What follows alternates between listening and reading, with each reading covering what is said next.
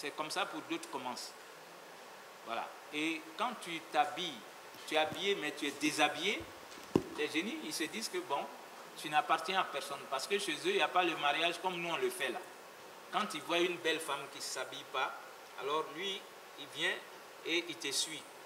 Il met une corde à terrain, il te suit partout où tu es devenu sa femme comme ça. Et souvent, ils ne viennent pas seuls. Ils peuvent venir 10, 15 personnes, ils te suivent. Voilà. C'est pourquoi lorsque la femme va venir se marier, le prophète va dire, il faut prendre son toupet et tu vas dire,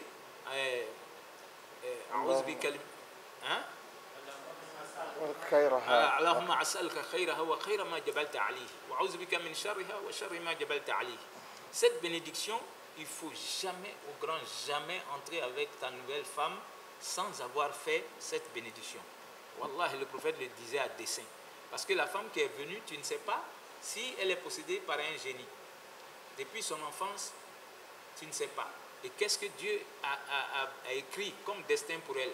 Est-ce que c'est une femme, quand elle va venir entrer dans ta vie, tu seras quelqu'un qui va avoir le bonheur? Ce n'est pas écrit sur son front.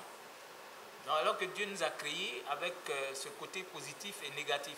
Il y a des femmes, si elle vient entrer dans ta vie et que tu n'as pas fait cette bénédiction, elle est venue, depuis, elle est accompagnée des satans. Donc, ils vont mélanger ta vie parce que tu es venu entrer dans leur club sans que ce soit par leur permission. Des hommes qui se marient, ils disent vraiment, depuis que je me suis marié avec cette femme-là, je n'ai plus la tranquillité de l'âme. On dirait que je suis surchargé. Et puis, bon, chaque fois dans la nuit, je me vois en train de me battre avec des hommes. Et puis souvent, je suis couché à côté de ma femme, mais le matin, je me retrouve à la porte. Mais ce sont les génies. Oui.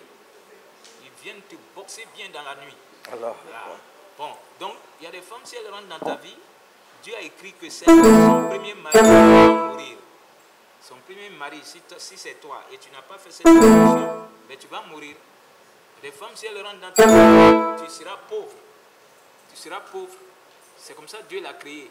Et donc, pour parer à tout ça, le prophète, il te donne l'astuce pour arrêter le mauvais sort qu'on appelle Noro. Noro, donc, tu attrapes le toupet de la femme. Quand tu fais cette bénédiction, ni Noro Surubala, bébé ban, ou Yeroklena. C'est notre religion qui donne ces choses-là. Alors, la femme ne sort pas, surtout au Maghreb, avec les collants qu'on voit aujourd'hui. Quand tu vois aujourd'hui une femme venir, toi qui es homme, c'est toi qui as honte à sa place. Tellement tout est serré sur son corps, tu te dis, est-ce qu'elle n'a pas oublié pour sortir nue? Tellement c'est collé sur son corps. Allah. Bon, alors quand la femme est comme ça, elle va, et souvent, voilà, toi tout est dehors et puis tu es voilé. Tu te moques de qui? De toi-même. Ouais, tu te moques de toi-même et les satans ne vont pas t'abandonner, ils vont entrer dans ton corps. Allah. Voilà. Et donc, comment connaître? Souvent, tu vois que dans ton rêve, tu couches avec des hommes et souvent des hommes avec lesquels tu ne peux pas même lever les yeux pour les regarder. Ça peut être ton père, ça peut être ton oncle, ça peut être ton grand imam que tu respectes. Chaque nuit, il vient, il couche avec toi. C'est que tu es possédé. Voilà. Donc, il faut faire attention en tant que femme pour ne pas ouvrir la porte. Il ne faut pas ouvrir la porte. La porte, ça s'ouvre par ton comportement, par ta manière de pratiquer ta religion. Si tu ne sais pas faire ça, ils vont entrer dans le corps. Et quand tu seras dans le corps, pour l'enlever maintenant, il faut les ruqya. Voilà. La ruqya est une réalité de notre religion. Mais aujourd'hui, c'est devenu commercial. Il y a combien de gens qui se disent qu'ils sont en train de faire la ruqya et quand les gens arrivent même, ils ne font pas de bons diagnostics.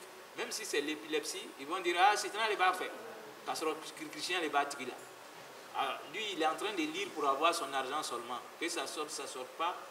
Alors que ceux qui le faisaient avec sincérité, Wallah, quand il faisait la ruqya, le génie parle automatiquement avec la langue de celle qui est couchée là. Moi, j'ai vu ça combien de fois. Et jusqu'à il te dit, ouais, avec Planan là, l'homme à boire. Mais bon, parce que le courant qu'on est en train de lire, le lecteur étant de bonne foi, ça a un impact sérieux sur le génie, il est obligé de partir. Mais quand toi tu veux montrer que tu as une belle voix, il y a d'autres qui mémorisent parce qu'il veut montrer qu'il a une belle voix. Et donc lui, il va venir lire jusqu'à un fou, il était bon. Ou bien lui-même qui est en train de faire la ruqya, il est de mauvais caractère. Moi j'ai vu ça. La femme est couchée là-bas, c'est un ande. Elle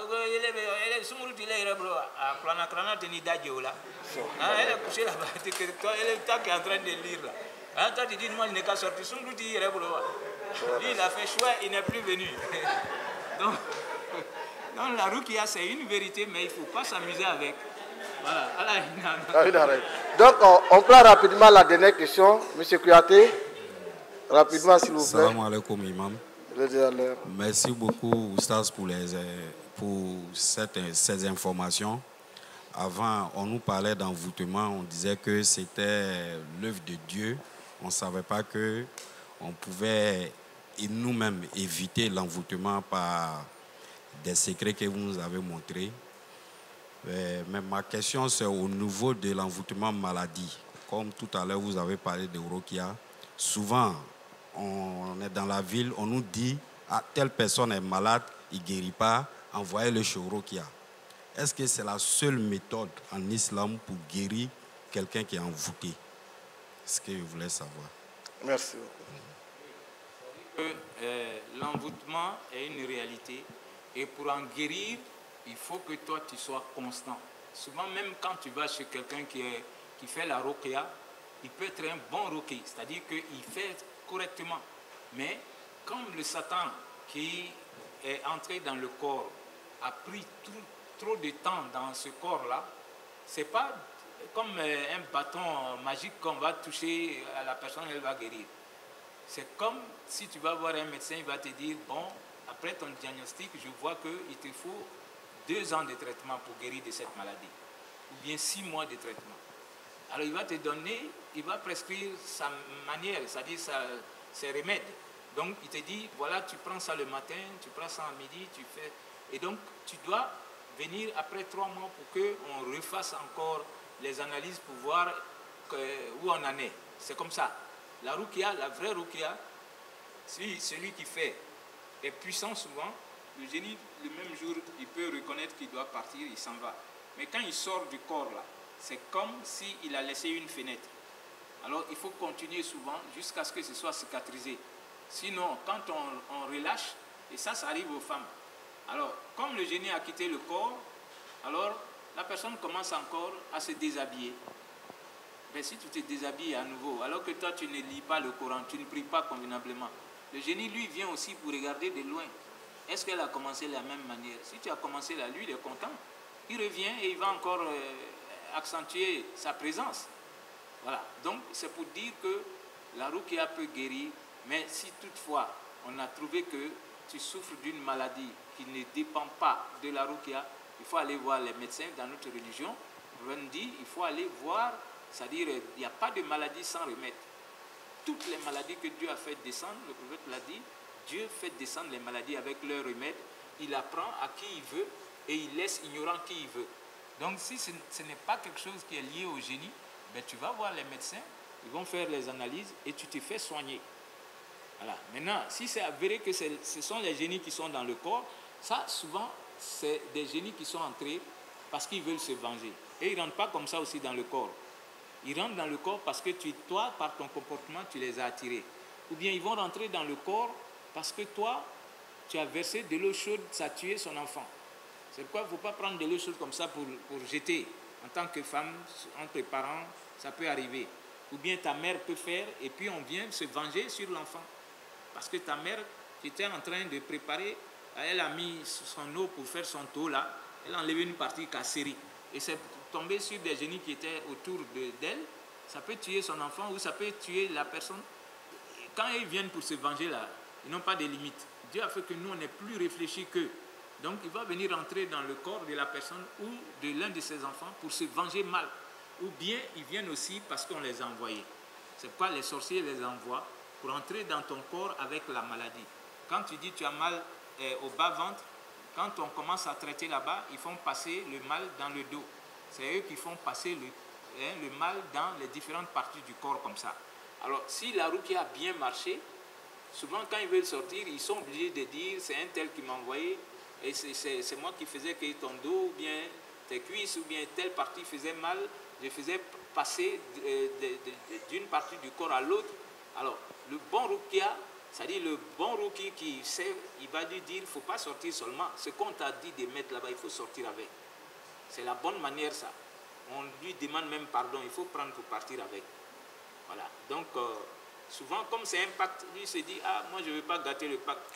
Moi je vais laisser comme ça. On dit non, il faut prendre, c'est toi qui es venu mettre, non, pardon, prends ta chose là, il faut partir avec. S'il a accepté de prendre pour sortir avec, la personne peut guérir. Voilà. Donc Allah nous protège. Amen. Voilà. Ils vont vivre avec nous, c'est la réalité. Et si le prophète a supporté ça, celui qui est dans ce cas-là, il faut trouver toujours quelqu'un qui fait la ruqya de la bonne manière, sans publicité. Et ça peut durer comme ça peut être fait instantanément. Instantanément. Faire et puis ça réussit. Moi j'ai vu ça. Instantané. Et la personne est guérie. Et comme je dis, tu peux avoir maintenant la lecture. On te dit, bon, toi, tu dois tout le temps écouter le Coran. Il ne faut pas dire comme le génie a quitté ton corps, tu vas abandonner le Coran. Alors, par jour, il faut au moins écouter quelques versets du Coran ou quelques sourates du Coran. Aujourd'hui, là, tu vois, tous les jeunes, ils ont leurs écouteurs, ils sont devenus, c'est-à-dire des gens qui, c'est-à-dire tout le monde est devenu fou dans la rue. Jusqu'à on ne voit pas les voitures venir. Et ça, c'est pour écouter souvent la musique, des banalités. Alors que si tu écoutes le Coran, la lecture te donne des récompenses divines. Voilà. Alors, ça te protège contre les satans. Parce que les satans ne supportent pas. Donc, quand quelqu'un sait que tu as un Satan dans le corps, ben, mets le Coran. Aujourd'hui, tu vas sur El Bayan, tu as El Bayan, c'est-à-dire le Coran FM, c'est-à-dire il n'y a pas de limite. À tout moment, 24 heures sur 24. C'est ce que toi, tu dois écouter. Et moi, j'ai mis des gens à faire ça, ils vont te dire, ah non, c'est-à-dire, mon corps n'accepte pas. Mais quand ton corps n'accepte pas, là, ça veut dire que lui qui est dans ton corps, là, il est fatigué. À la longue, il sera obligé de quitter et partir parce que tu es en train d'écouter le Coran. Mais toi, tu ne veux pas écouter le Coran, c'est Fallu Ipoupa, c'est autre là-bas, tu veux écouter. Mais le Satan sera content, lui, il ne va jamais partir. Ok. D'accord. Bon. Merci infiniment, Imam. Il est 16h moins 4 minutes. Voilà, je vais vous redonner le micro en vous demandant de faire des prières spéciales pour nos fidèles, nos amis, nos parents qui quittent loin. Il y a d'autres qui viennent de Bassam, Benjerville, d'Autré. Il y a d'autres qui viennent de Yopougon derrière là-bas, à Djamé. Donc, ils viennent parce qu'ils vous aiment. Ils aiment la mosquée Salam. Ils disent que eux et la mosquée Salam, c'est une affaire d'amour. Donc, je voudrais que tu intercèdes auprès d'Allah subhanahu wa ta'ala pour que Allah puisse leur donner ces récompenses-là et que notre amitié soit jusqu'au paradis al-Firdaus. Allah nous connaît mieux, nous sommes dans une salle qui plaît à Dieu. Le prophète a dit, une salle pareille, Dieu fait qu'il y a des anges qui sont là depuis qu'on a commencé, qui nous entourent et ils sont en train de demander à Dieu d'expier tous nos péchés. Donc tous ceux qui sont ici, ça c'est le prophète qui l'a dit, c'est pas moi.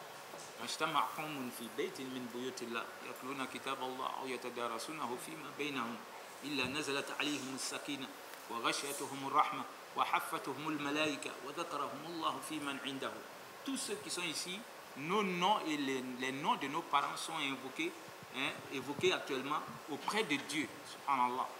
Et donc les anges sont en train de prier pour nous. Donc tout doigt que nous on va faire ici sera exaucé.